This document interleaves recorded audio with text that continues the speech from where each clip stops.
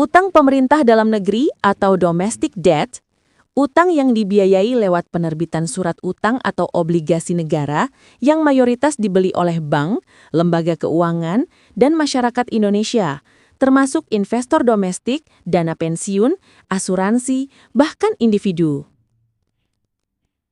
2. Utang luar negeri, external debt. Utang ke pihak luar negeri atau pemerintah asing, lembaga internasional, investor asing, perusahaan multinasional. Gambaran angka terbaru 2025.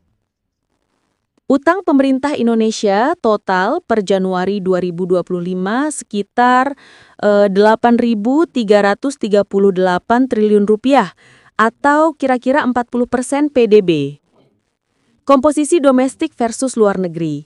Sekitar 70–75% dari total utang pemerintah berasal dari SBN domestik yang dibeli oleh warga negara Indonesia, misalnya bank lokal, dana pensiun, asuransi, perorangan, dan lain-lain.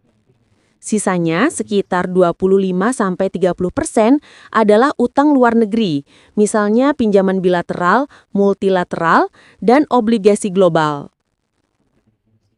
Contoh data Kementerian Keuangan RI 2024. Porsi SBN domestik kira-kira 6.200 sampai 6.500 triliun rupiah. Sedangkan pinjaman luar negeri kira-kira 2.000 triliun rupiah.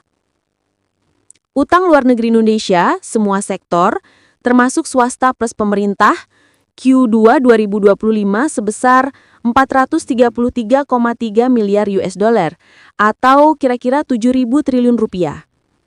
Tapi ini gabungan pemerintah plus swasta.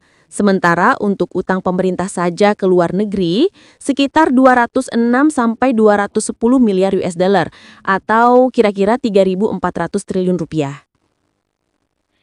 Kesimpulan, ya, utang pemerintah Indonesia kepada warganya sendiri atau domestik jauh lebih besar dibanding utang ke luar negeri. Domestik kira-kira 70–75% dari total utang pemerintah. Sedangkan luar negeri kira-kira 25–30%. Ini memang strategi pemerintah supaya risiko nilai tukar, misalnya US dollar, yen, dan sebagainya, tidak terlalu besar. Dengan lebih banyak berutang ke dalam negeri, Indonesia lebih aman dari guncangan kurs asing.